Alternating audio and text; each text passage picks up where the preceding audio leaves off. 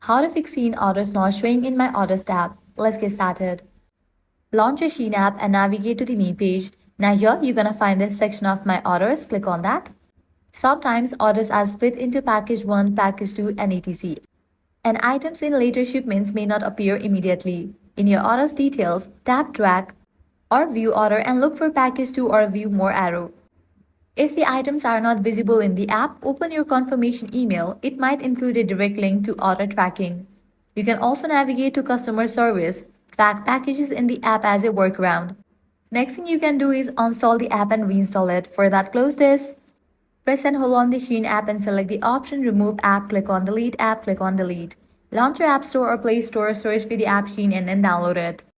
Next up, log in via your browser. Orders sometimes display more accurately there than in the app. So you can launch your preferred browser and navigate to the website of SHEIN, provide your credentials and log into your account.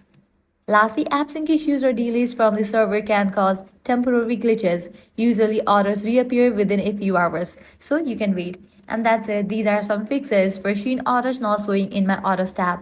If this guide helped you out, do not forget to like, share and subscribe. Thanks for watching.